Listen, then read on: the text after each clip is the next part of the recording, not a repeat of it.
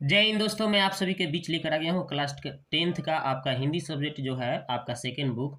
उन सभी का मैं चैप्टर वाइज आपका महत्वपूर्ण बिंदु, ठीक है, और आपका ऑब्जेक्टिव और आपका टोटल सब्जेक्टिव मैं चैप्टर वाइज सॉल्यूशन कराऊंगा, ठीक है। तो इसमें आपको मैं ऐसा वीडियो लेकर आया हूँ आप सभी के लिए, ताकि एक ही वीडियो अगर आप देखते हैं ना, तो पूरे इस चैप्टर से जितने भी क्वेश्चन आने वाले हैं, ऑब्जेक्टिव चाहे सब्जेक्टिव, आप एक भी क्वेश्चन नहीं छोड़ सकते हैं। इतना मैं दावे के साथ कह रहा हूँ। मैं एक ऐसे नए अवतार में आप सभी के लिए लेकर आ गया हूँ, ठीक है। तो चलिए स्टार्ट करते हैं वीडियो को, और आप शुरू से अंत तक जरूर देखिएगा, एक भी वीडियो मिस मत करिएगा। मैं 5 वीडियो लेकर आऊँगा, ठीक है, और पाँचों चैप्टर का मैं पूरा क्लियर कर दूंगा, ठीक है। और उसके बाद में आप कोई भी हिंदी का सेट बनाइएगा, आप आराम से एक भी क्वेश्चन वर्णिका से नहीं छोड़िएगा, ठीक है।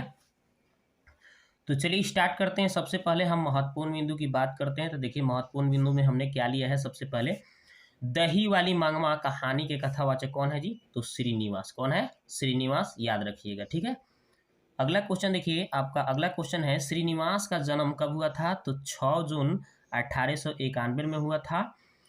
अगला अगला देखते हैं, श्रीनिवास जी का जन्म कर्नाटक के कोलार जिला में हुआ था, ठीक है। अगला है श्रीनिवास का पूरा नाम, तो इसका याद रखिएगा, मास्ती वेंकटेश अयंगार इनका पूरा नाम था।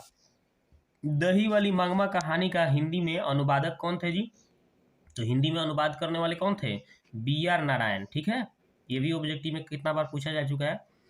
मांगमा दही बेचने बेंगलुरु जाती थी। कहाँ जाती थी? बेंगलुरु दही बेचने। मांगमा के गांव का नाम क्या था? तो वेंकटपुर था, है ना, जो कि औलूर गांव के पास था, ठीक है। आगे देखते हैं, मांगमा के बहू का नाम नंजमा था। ये भी बहुत बार क्वेश्चन आ चुका है। मांगमा के बहू का क्या नाम था? नंजमा। मांगमा के गांव के जुआरी का नाम क्या था भाई? तो रंगपा नाम था। जो जुआरी था मांगमा के गांव का, रंगपा उसका नाम था। मांगमा के गांव के कुआं का नाम क्या था? अमराई का कुआं, याद रखिएगा। मांगमा के गांव में जो एक कुआं था, उसका कुआं के क्या बोला गया है? अमराई का कुआं बोला गया है। ये ऑब्जेक्टिव में पूछा गया है।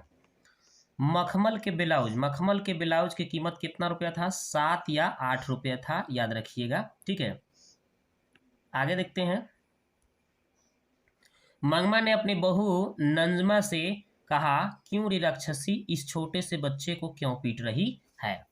तो ये भी क्वेश्चन ऑब्जेक्टिव में पूछा जा सकता है, ठीक है, कि क्यों रे राक्षसी छोटे बच्चे को क्यों पीट रही, किसने कहा था? तो मंगमा ने किससे कहा था? तो नंजमा से कहा था, अपने बहू से कहा था। अब देखिए, मैं यहाँ पे अब ऑब्जेक्टिव देखते हैं, ठीक है। इसमें हम लोग 25 ऑब्जेक्टिव देखेंगे, ठीक है। तो देखिए, दही वाली मंगमा कहानी का कहानीकार कौन है? तो श्रीनिवास। दही वाली मंगमा कहानी का प्रमुख पात्र कौन है? तो मंगमा। दही वाली मंगमा कहानी का कथावाचक कहाँ से है, मतलब कहाँ के रहने वाले हैं? तो बंगलुरु से। कहाँ से? बेंगलुरु से। ओके, आगे देखते हैं, दही वाली मंगमा की कहानी किसे संदेश देती है? तो बहुओं को देती है संदेश, ठीक है। मंगमा क्या बेचती थी? तो दही बेचती थी। मंगमा क्या खाती थी? तो पान सुपारी खाती थी। आगे देखते हैं, मंगमा ने बेटे से अलग होने का कहा। आज कब से? तो दोपहर से अलग होने के लिए कहा।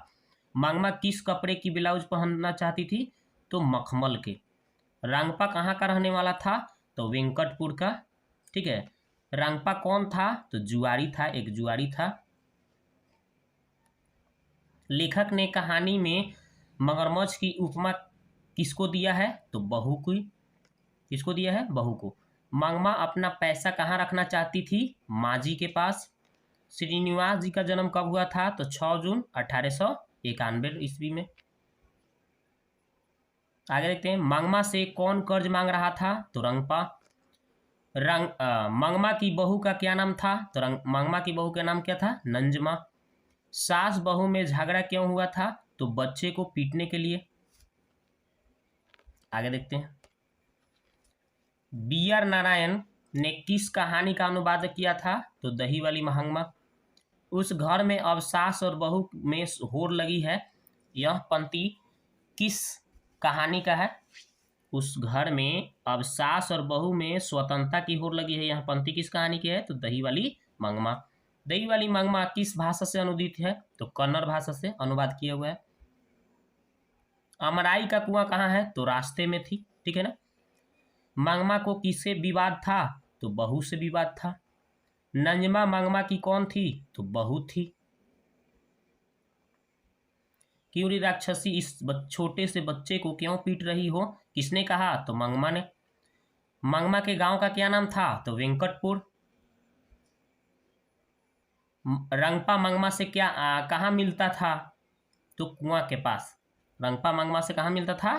कुआं के पास। तो चलिए, हमने 25 ऑब्जेक्टिव क्लियर कर दिया। अब इसमें जितने भी क्वेश्चन आने वाले हैं उसको देख लेते हैं। यहीं से सवाल आएगा, इतना विश्वास के साथ आप शुरू से अंत तक वीडियो को जरूर देखिएगा।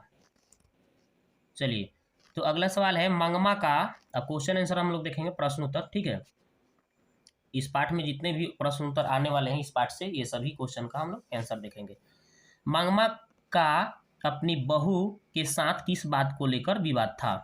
तो आंसर देखिए, मांगमा का अपने बहू के साथ पोते को लेकर विवाद था। मांगमा की बहू नंजमा किसी बात पर पोते को पीट दिया तो उसी बात पर विवाद हो गया था, ठीक है, झगड़ा हो गया।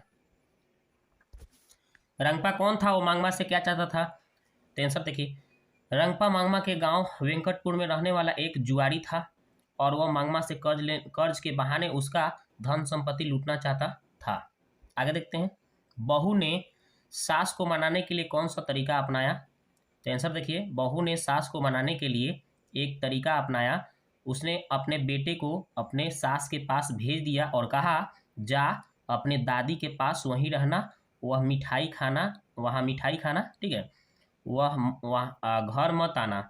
बच्चा भी अपनी माँ की बात मान जाता है और दादी के पास चला जाता है और मांगमा अपने पोते को देखकर खुश हो जाती है और झगड़ा भूलकर खुशी खुशी एक साथ रहने लगती है।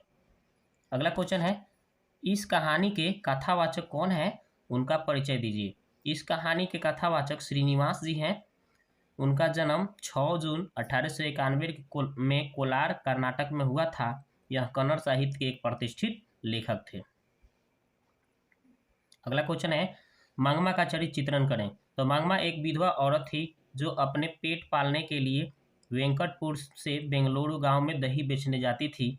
उसकी परिवार में एक बेटा, बहू और एक पोता था। मांगमा का अपने बहू नंजमा के साथ कुछ अच्छे संबंध नहीं थे। वे दोनों अपने अपने बेटे पर अधिकार को लेकर लड़ती झगड़ती रहती थी। कहानी का सारांश प्रस्तुत कीजिए।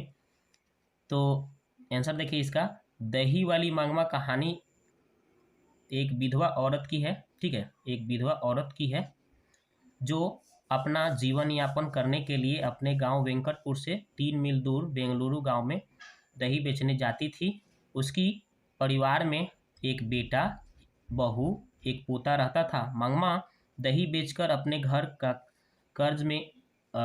कर्ज में उपयोग करती थी। मतलब घर के जो भी काम काज था, है ना, काम काज में क्या करती थी? इसका यूज करती थी। एक दिन उसका अपने बहू नंजमा के साथ विवाद हो जाता है और वह अलग हो रहने लगती है। इस कहानी में अक्सर हर घर में यह दर्शाया गया है कि जब तक बेटे की शादी न हो तब तक माँ का अधिकार रहता है, लेकिन जब शादी हो जाती है तो बहू का अधिकार हो जाता है। तो यही इसका सारांश था। आप सेकंड चैप्टर अगले वीडियो में लेकर आएंगे, ठीक है। तो वीडियो दोस्तों आपको कैसा लगा, आप कमेंट बॉक्स में एक प्यारा सा कमेंट जरूर करिएगा, ठीक है, क्योंकि मैं आपके लिए इतना सारा मेहनत कर रहा हूँ तो आपका भी कुछ फर्ज बनता है। और ये अगर आपको नोट्स भी चाहिए तो हमारे टेलीग्राम से जाकर डाउनलोड कर सकते हैं, ठीक है। तो वीडियो को देखने के लिए आपको बहुत बहुत धन्यवाद। मिलते हैं नेक्स्ट वीडियो में, ठीक है।